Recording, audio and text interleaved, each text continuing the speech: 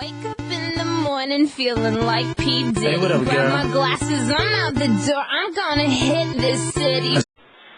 Hello, this is Caitlin Roche from Treatment and Doctors Through the Ages. Today we're going to be talking to William Harvey and Andreas Vesalius. First we have Vesalius in the studio. So Vesalius, how are you? One is good. How is you, Kathleen? I'm good. So Andreas, what inspired you to become involved in human anatomy?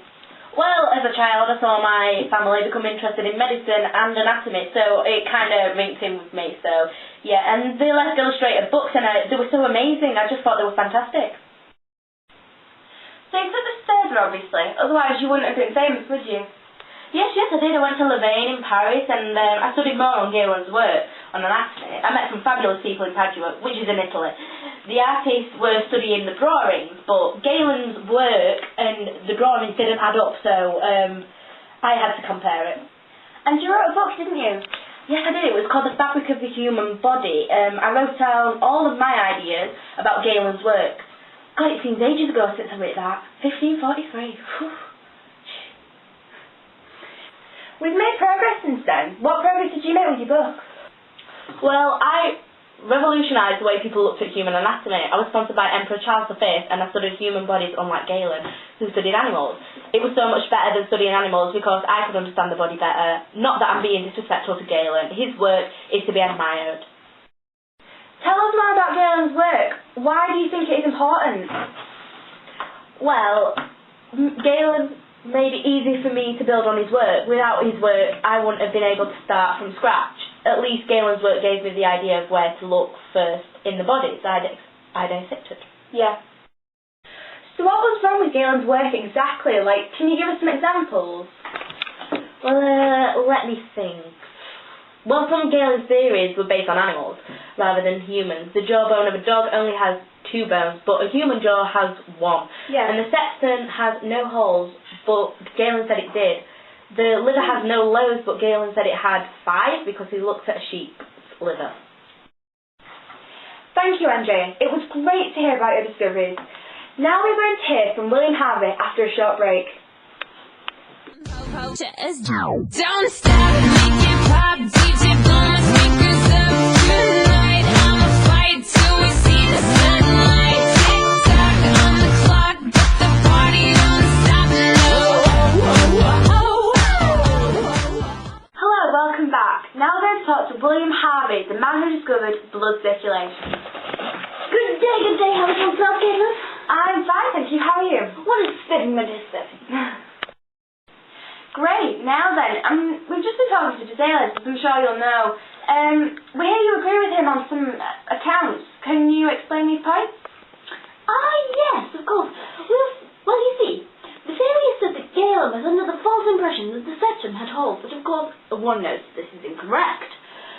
Vesalius had proved that Galen wrong on many accounts, so one was more likely to believe him. One came across the septum in one's work on blood circulation and discovered the lack of holes for oneself. So you worked on blood circulation. Tell us more about this. Well, where to begin? One spent many a year perfecting one's discoveries. I suppose it started where one became intrigued as to where one's blood went, if not through the septum. One attempted to look at human hearts, but one's heart beat so fast it was almost impossible to find what was happening in one's body.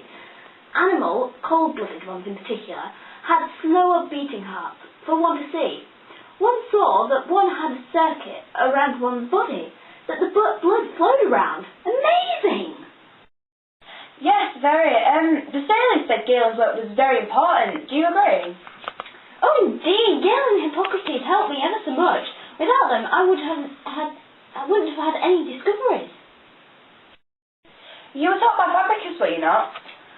Yes, indeed I was. He discovered the formation of the fetus and the structure of the esophagus, stomach and bowels. Wonderful man, very clever. Indeed. Anything else he discovered? Well, the one-way valves and veins and arteries. One wouldn't have got anywhere without this piece of information. So did this information change anything? Why, yes, it certainly did. It proved to people bloodletting was a load of dosh, but one thing really not. What was that then?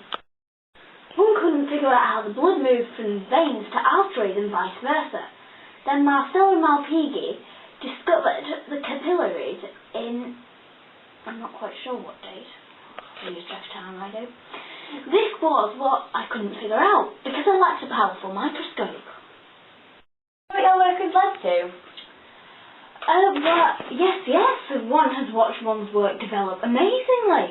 It led to the discovery of blood groups that help blood transfusions. Can't speak me.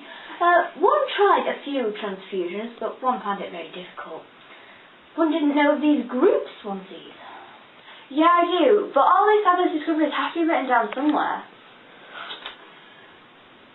Yes, one's book recorded one's discoveries. Anatomical accounts of the motion of the heart and blood in animals. This is a long title, isn't it? Well, yes, but one didn't know what else to call it.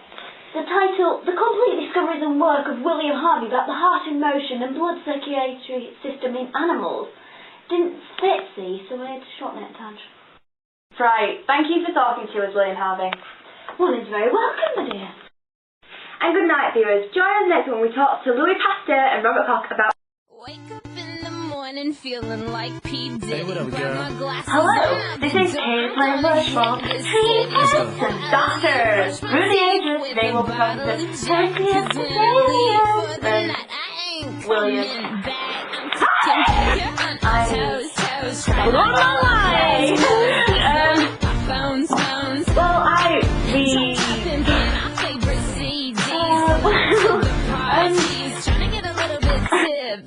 Robert Koch. My way out. What is Sunday? What is scientists because involved in human development?